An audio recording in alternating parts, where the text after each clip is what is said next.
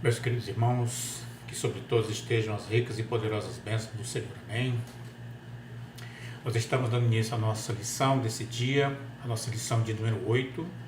O tema de hoje é Cristo, presente de Deus para o mundo, e o texto básico está lá em 2 Coríntios, capítulo 5, os versículos 18 e 19.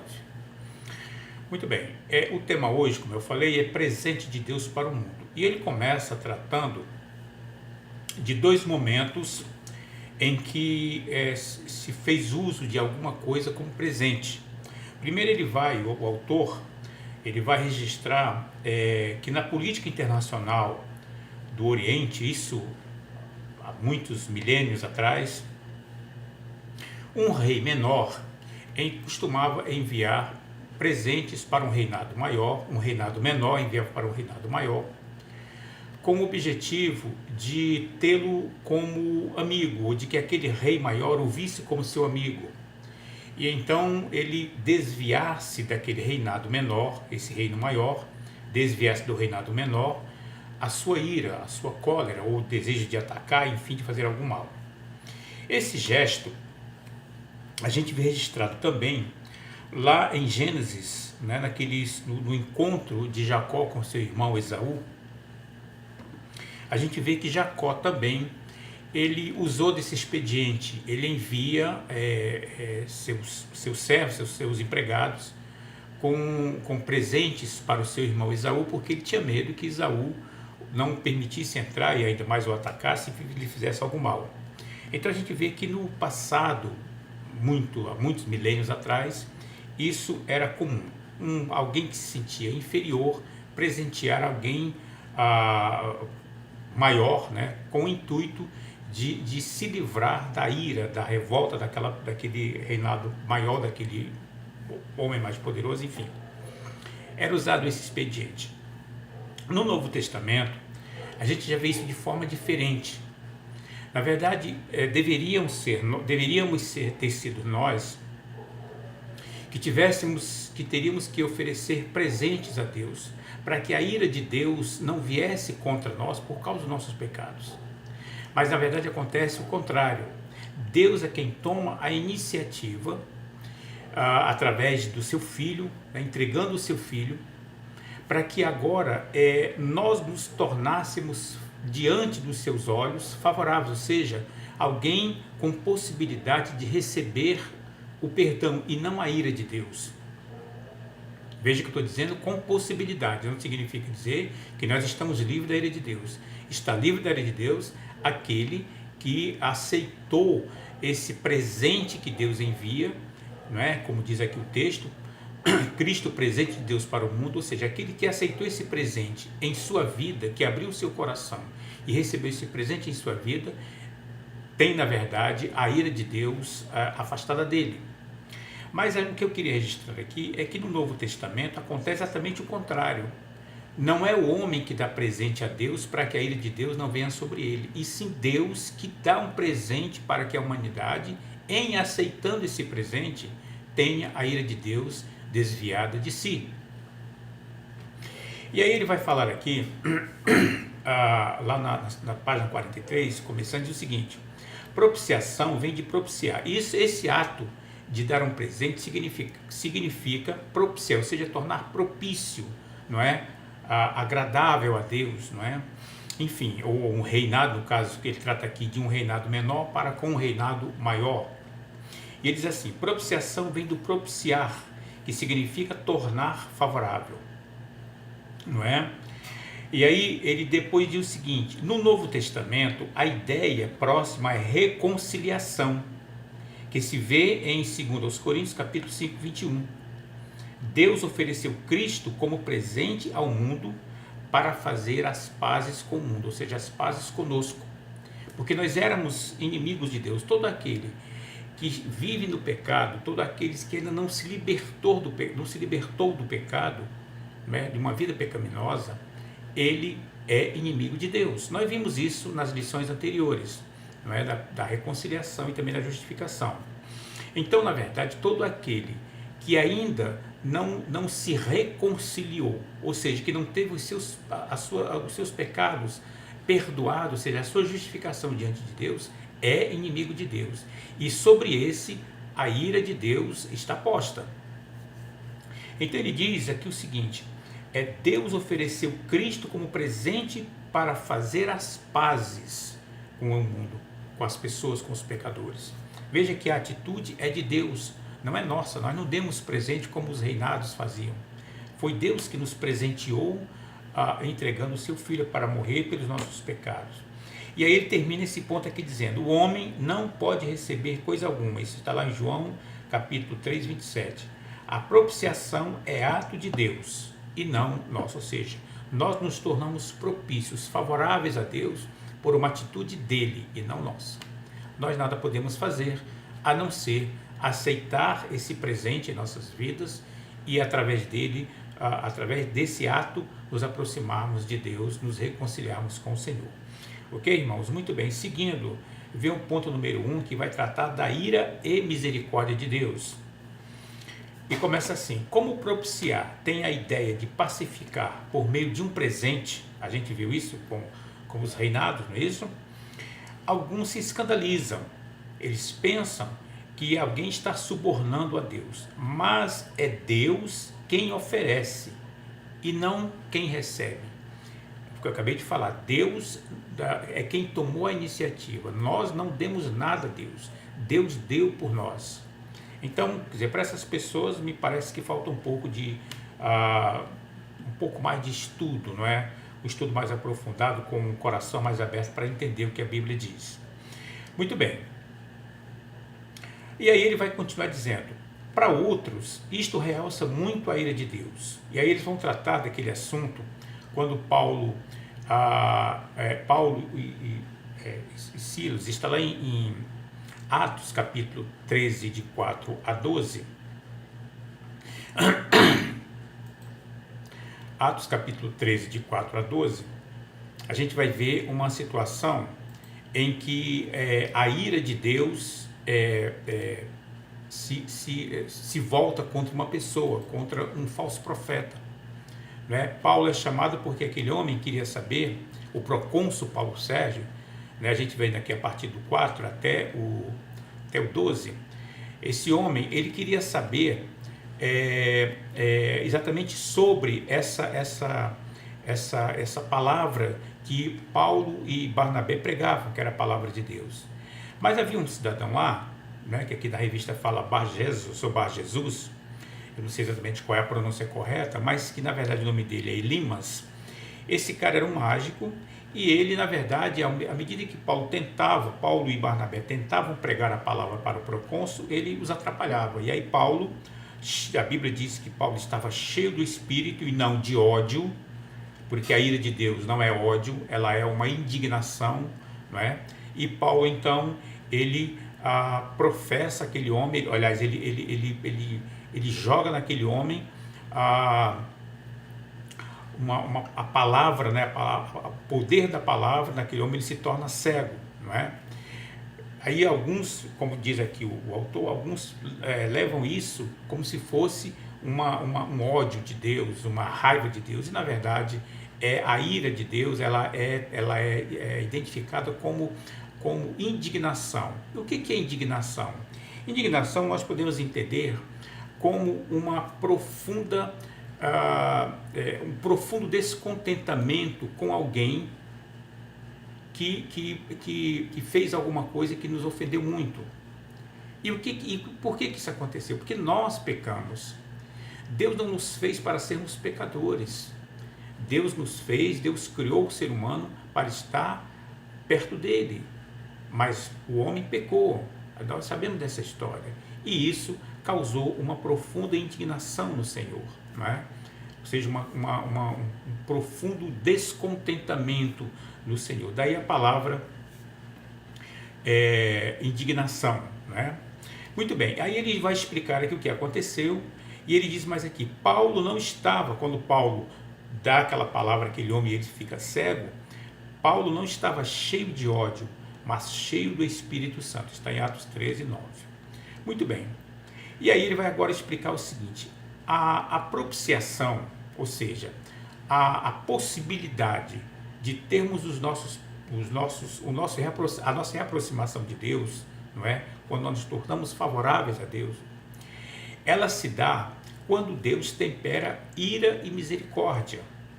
Duas coisas andam juntas. Sua ira não é um descontrole emocional, mas faz parte da sua moralidade. Isso aqui é muito interessante a gente entender. A ira de Deus, ou seja, o profundo descontentamento de Deus conosco, não é um descontrole emocional, não é uma coisa emocional, não. Isso faz parte da santidade e da moralidade de Deus. Se ele não se indignasse contra o nosso erro, o nosso pecado, ele não seria santo. É isso que está dizendo aqui. Por ser santo, ele se ira, ele fica indignado contra o pecado, porque ele é santo. Porque ele é santo, ele tem misericórdia, também tem misericórdia, ou seja, ao mesmo tempo que ele fica indignado contra o pecado, ele exerce a sua misericórdia em favor do pecador. Então, na verdade, essas duas coisas, essas duas qualidades estão juntas em Deus, não é? Ele tem a indignação pelo pecado, mas ele tem misericórdia do pecador. Como diz Neemias 14:18, nele a ira e paciência se ajustam, aqui surge a propiciação. É justamente o resultado dessa indignação contra o pecado, mas ao mesmo tempo misericórdia em favor do pecador, daí surge essa possibilidade para o ser humano, que é a propiciação, não é? E aí ele vai dizer aqui no 2, como remover a ira de Deus das nossas vidas? E a resposta é, a ira não se remove, ela se desvia. O pecado tem um preço, e qual é o preço do pecado? Todos nós sabemos, todos pecaram e destituídos estão da glória de Deus. O salário do pecado é a morte. É tão sério aos olhos de Deus que exige a morte do pecador. O salário do pecado é a morte. O pecado só é aniquilado pela morte. Deus instituiu o sacrifício no Antigo Testamento para nos dar esta lição. No Antigo Testamento, os irmãos sabem que no Antigo Testamento as pessoas faziam ofertas de sacrifício de animais como oferta de sangue para expiação dos seus pecados, das suas faltas, não é? Sempre foi assim, é pela morte, é com derramamento de sangue que se obtém o perdão dos pecados. Aí ele diz aqui, é a morte, o sangue derramado que faz a propiciação ou expiação dos pecados. Ele vai explicar o que é expiação.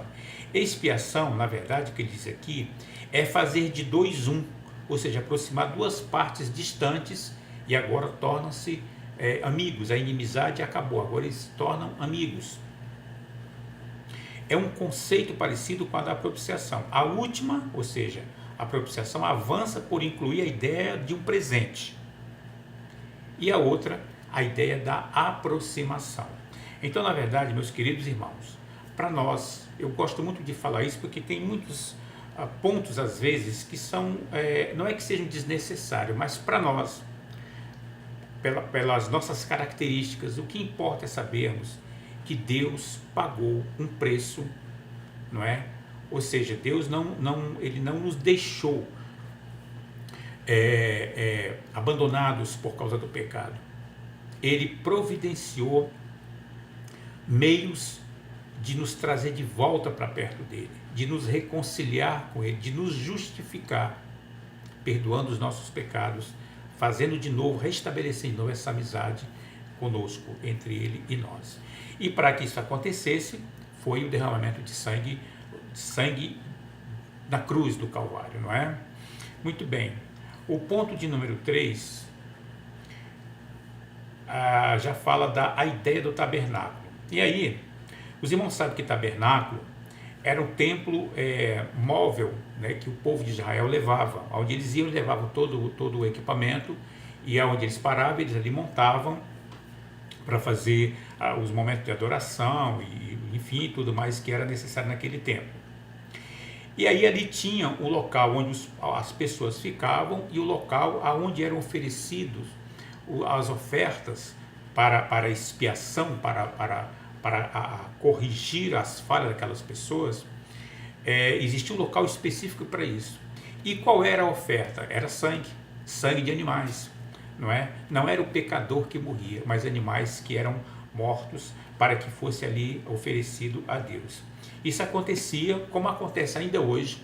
O povo de Israel ainda hoje tem o chamado Yom Kippur. Yom Kippur. O Yom Kippur, na verdade, é celebrado de ano em ano e é o dia do perdão. A palavra quer dizer isso, o dia do perdão.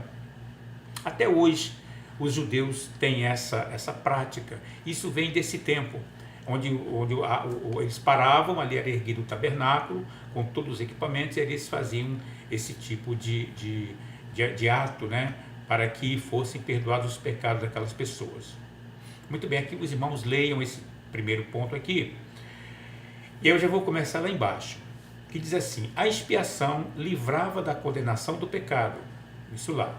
O propiciatório, que era o local onde derramava-se o sangue, simbolizava a cruz de Cristo, ou seja, aquele trabalho lá, aquele ato deles lá no tabernáculo, já apontava para a cruz do Calvário, onde se efetuou o perdão dos pecados. Com uma diferença: a cruz não tem prazo de validade. E aí, a gente vai entender que mesmo na cruz ainda houve derramamento de sangue, só que foi a última vez em que alguém teve que derramar sangue ou pagar o preço de sangue por causa dos pecados da humanidade. Cristo derramou pela última vez, alguns dizem de uma vez por todas, mas na verdade não existe mais nenhuma, não é? Ele derramou pela última vez sangue, o seu sangue agora foi o seu sangue, não é? Ele ofereceu o seu sangue para que nós agora tivéssemos essa possibilidade de nos reconciliarmos com o Pai, não é? De sermos agora apresentados ao Pai justificados, perdoados, nossos pecados perdoados, e agora como santos, não é? Para habitarmos nas mansões celestiais. Aí ele vai dizer o seguinte: o perdão da cruz é eterno. Ela resolveu o problema do pecado para sempre. Cristo é o Cordeiro que remove o pecado do mundo. Muito legal essa palavra. E aí diz mais lá em cima,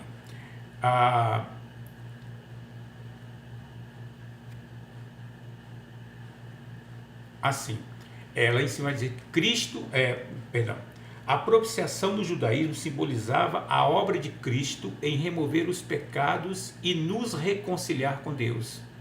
Ou seja, naquele tempo lá, quando eles ofereciam o sangue de animais, ali já apontava para o que viria a acontecer com o nosso Senhor e Salvador Jesus Cristo, que de uma vez por todas, agora usando a palavra que muitos usam, de uma vez por todas, derramou o seu sangue para não mais haver derramamento de sangue. Agora todos nós temos a possibilidade de nos reconciliarmos, nos aproximarmos do Pai, crendo nesse sacrifício e aceitando no nosso coração esta mensagem que vem da cruz. Muito bem, aí ele vai explicar aqui no final como é que era feito o seguinte: no dia em que o sumo sacerdote, estava no Santíssimo, era o dia do Yom Kippur, o dia do perdão, era a única ocasião em que o nome de Deus era claramente proferido. O nome sagrado de Deus, que não se dizia mais no tempo de Jesus, expressava o caráter do Pai. O caráter do Pai está ligado à propiciação, ou seja, está no caráter de Deus, nos dá essa condição de retornarmos para Ele. O seu caráter nos garante o perdão dos pecados. Não é o nosso caráter, não é pelo nosso caráter, é o caráter de Deus, é pelo caráter de Deus, pela essência de Deus. Então, meus irmãos, a gente vê aqui nesse ponto que o sangue que sempre foi dado para perdão dos pecados, nos foi dado por aquele que se propôs a fazer isso. Nós não fizemos nada, Ele fez por nós, tá certo? Ele fez por nós. Então, a Ele toda honra, a Ele toda glória, a Ele todo louvor e toda adoração. O ponto de número 4 agora vai falar da obra de Cristo. E aí ele começa falando de uma situação que todos nós conhecemos, que é a situação do publicano e do fariseu, né? Aquele publicano que diante de Deus se sentia talvez a pior das criaturas, não é? Em Em contrapartida, havia do lado dele, ou ali próximo dele, o fariseu que se achava o melhor, que não se achava tão ruim quanto aquele que ali estava do lado dele. Então, na verdade, começa por aqui. Diz assim: o publicano pede que Deus seja propício a ele, ou seja, que Deus lhe olhe com um olhar de misericórdia, não é? Ele precisava do perdão de Deus. O fariseu achou que não precisava, porque era bom. Deus é quem lhe devia isto. Olha que coisa terrível. Deus é quem lhe devia isto. E aí, ele seguindo um pouco mais, mas diz assim: Jesus define sua missão nesta parábola. Ele é o presente divino que reaproxima duas partes afastadas. Quem são? Deus e o homem. E mostra dois tipos de pessoa. Uma que acha que não precisa de perdão, que Deus deve estar contente com ele. Mas tem a outra que sabe que precisa do perdão, não merece, mas pede um favor a Deus. Então, na verdade, esses somos nós, não é? Que estamos sempre dependendo do perdão do Senhor. Mesmo hoje, ainda depois de termos sido lavados e remidos pelo sangue de Jesus, ainda necessitamos do seu perdão, da sua misericórdia. Já estamos reconciliados com Deus, mas continuamos neste mundo e temos ainda a natureza pecaminosa que nos faz praticar coisas que desagradam a Deus, quer seja por palavras, por atitudes, por atos, por omissões, por pensamentos ou sentimentos, não importa. Ainda estamos neste mundo pecando. Não vivemos atolados no pecado, mas somos pecadores e necessitamos reconhecer isso e pedir perdão ao nosso Deus, recorrer a esse favor dele para que ele nos perdoe as nossas falhas de todos os dias. Amém, queridos? Vamos seguir então. Ele diz aqui mais embaixo: a propiciação é um ato da misericórdia de Deus, quando esta, ou seja, quando a misericórdia triunfa sobre a ira de Deus. Amém, queridos? Seguindo, lá na outra página 45, diz aqui: a morte de Cristo na cruz leva Deus a nos ser propício, ou seja, aí ele olha para nós agora com um olhar diferente, não é? Nos vendo agora como pessoas que poderão retornar para ele, não é? Muito interessante isso. Aí ele diz: ele presenteou o Pai com sua vida, ou seja, Jesus presenteou o Pai com sua vida para nos conseguir o perdão. Aqui a oferta é do Filho. O Filho se ofereceu por nós, não é? Coisa linda.